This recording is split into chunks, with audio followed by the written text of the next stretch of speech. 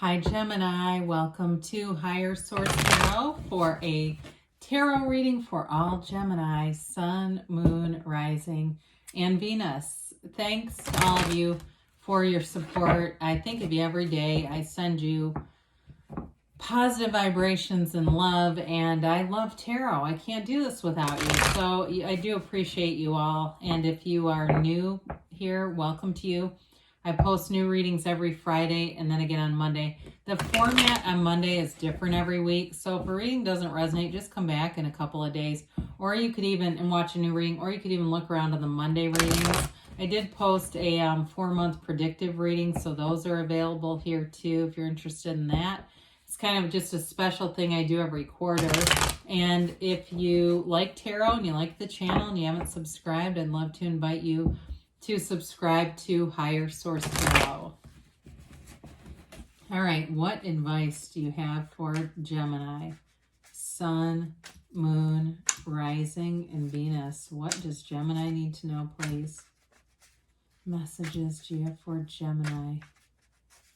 All right, so we'll begin here with the tarot, and then we'll have the angel answers.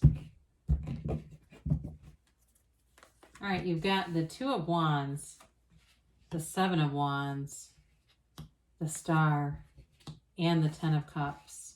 You have the Hanged Man, the Seven of Cups. You've got the Lovers here. We like to see that. And the Wheel of Fortune. Well, this is really awesome. You know, what's interesting is before we even got to the bottom row, once we started to get into the Star, and then when we had the Ten of Cups, I thought, whatever it is that you've set your mind on, you're getting it. No doubt about it. And then you get down here and it's like, yeah, it's beautiful. So you're a visionary with the Two of Wands. Before we get into this, you've got Gemini, Aquarius, fire, and water here. You got the fixed signs too, though, represented in the Wheel of Fortune. So anyway, the Two of Wands is a visionary. It's really knowing what you want, but being it, because you get what you are. And so with this, you're in a place where I feel like you will not waste your time with anything negative. You won't waste your time with things that frustrate you. You're a seeker. You're all about seeking those positive experiences. And in return, you're going to keep attracting them and feeling good, feeling confident. It's a place too where I feel like you have a lot of creativity. You've got great ideas for things and you don't give up. So if it's something at work, excuse me, it's all about, you know, I feel like you almost put your thumbprint or whatever you want to say on something. It's like it's almost like an original thing that ends up if you work for somebody or by yourself. But I do feel like for some of you, it's more about working for someone else where you really do originate something. And I don't know if it's like somebody here, if you work at a restaurant, this would be a good analogy. This is what comes in. You work at a restaurant and you create like a signature dish. It's that kind of thing. Or you may say, well, I don't do that. I'm a psychologist. But there may be some way that you do something that really catches on. There's something about that. It's like it really catches on. And you may even find too, like phrases that you use, you may start to hear other people using them. And it's imitation is the highest form of flattery, right? So with the Seven of Wands, you got a go-getter's energy. You keep going forward no matter what. You don't give up. For some of you, you definitely have a love relationship, and I feel like it is moving in the right direction. And it may be a very exciting relationship that really takes off if it's something new. Or if you're single and you say, but I haven't given up on love. Love is not giving up on you either. There's billions of people here, and you're about to line up with somebody because it's all over the reading. So getting to that, we might as well show these together in all of their beauty. These are three of, I think, in terms of manifesting, 3 cards you always want to see in a reading, right? When we have the Lovers, the Star, and the Wheel of Fortune, this is powerful energy, a cycle that's bringing in your heart's desires. So with the Star card, it's a rebirth. For some of you, it can be reconciliation. But it really is about wish fulfillment. It's bringing in that partner that you want, the person who's there for you, somebody who meets you on not only an emotional level, but a spiritual level as well. I do feel like you have a lot in common with this person. So if it seems like, too, with the Seven of Cups being here, you've had a lot of dates, I feel like you're going to have somebody that there is a commitment here. This is also a card of renewal, though, too, of yourself. And so if you were in a funk for a while where you just felt like your energy was off, you get into a place where you feel so much more amplified energetically. You feel like every situation, it's like there's some enthusiasm behind it, a desire to participate, wanting to be out there, wanting to be in connection with people, but you're doing it through this divine realm. And so you can't, souls don't meet other souls that piss them off. That's not how that works. But, it's interesting. I've been watching a little bit of near-death experience stuff because recently I found out a friend of mine was really interested in it. And I've watched stuff or, read things. But anyway, they talk about people that have those experiences. Their biggest challenge is coming back and interacting with people that make them mad every day because they're like, I know that's not why we're here. And it's that human experience. So it just kind of made me chuckle. But with the 10 of Cups, there's harmony here. It's that happy family card. It's, again, with the star being here, it's manifesting something you really want. So if there's a material manifestation like a car or, even if it's new furniture, I actually get that stronger. Something like that where you can then have people over. You want to have people over because you're feeling good about your physical environment. It's that sort of thing where you feel like, and for somebody, it almost feels like it's been a barrier. Like you don't feel like you can live the life you want to live because of this, whatever this material, if it is furniture, like you say, God, I wish we could change this or it's change where you live or something like that. You're making the change. It's coming. So with the Hanged Man, this is also a card of surrender. It's surrender to win, surrender to the divine. And some of you may find that your interactions get a lot easier. So like what you were talking about, we still have those human interactions and people that really rub us the wrong way. But in this energy, you see them differently. And it's not judgmental. It's just seeing it through the eyes of source. And so you're not as prone to conflict here. The Hangman would be nearly impossible to get into an argument with. I mean, he just isn't invested in conflict. And so for many of you here, I feel like things just come more easily to you. You're seeing things differently, and it's part of your ascending soul's journey. So it's a more mature response, a more evolved response to things.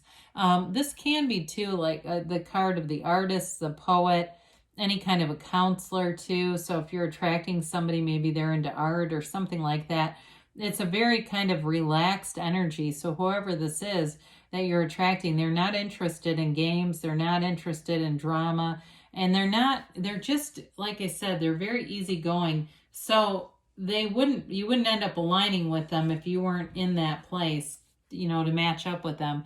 So the Seven of Cups offers a lot of different options.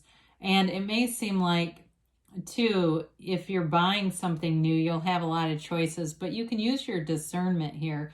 And some of you, that may be the conclusion if you've been meeting a lot of people and none of them were the right ones. The right one is in there. It's just a matter of him seeing and figuring out what does he really want, what speaks to your heart. And so being very clear about that, getting clear about it. Because sometimes people think they want reconciliation, but they have so much animosity at the person. It's like they don't really want that. They just want a partner. And so it's sometimes just about being more general. So here you are. You've got your own energy here. We love the lovers. Everyone loves to see this in a reading. It's an energy of a relationship that means a whole heck of a lot. It's an important relationship. But I've been talking about this more and more. It's also symbolic of your conscious mind, the subconscious connecting with source energy. And so really being in a place where you're guided by source. And so you're not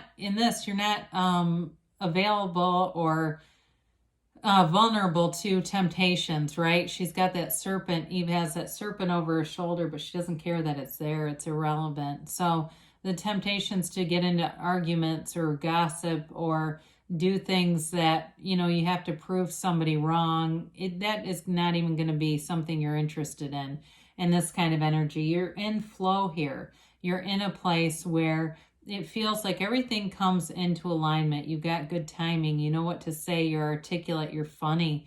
And people enjoy being around you in this energy. So even if you feel like, well, I haven't met the right person, but I will agree, I've been having a lot of people tell me how funny I am. that is a synchronicity. It's like the universe saying, just keep going, and as we can work this through, they'll be there. So with the Wheel of Fortune, I say this sometimes too, this is not the wheel of misfortune, it's a wheel of fortune. It's fortunate events aligning. This is also too, the wheel symbolizes a portal into the divine. And so you have multiple references here several times about meditating, being in that quiet space, so that way you can get the guided intuition, those divine hits. It's also too a card, this little jackal guy is a Hermanubis. It's Hermes and Anubis.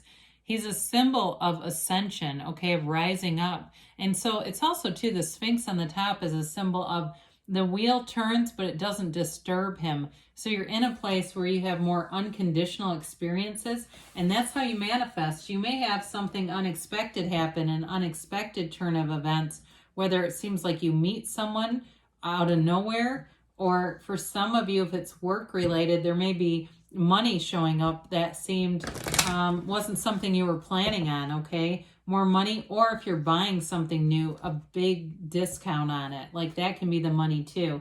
But I definitely see that being a nice turn of events here for you.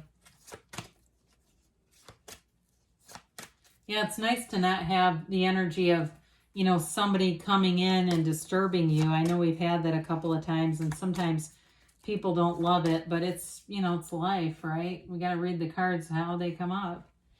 Listen to your intuition. Well, we said that, right? Your intuition will be your very best guide. No need to worry. I would agree. You've got lots of healing energy here, but energy of love and expansion. You've got abundance, they say. Take action. And you've got a yes. Now, I've seen the emphatic yes, but this is a different kind of yes, but it means yes too, all right? So good things are coming for you, Gemini. I love you, and I'll be back again soon.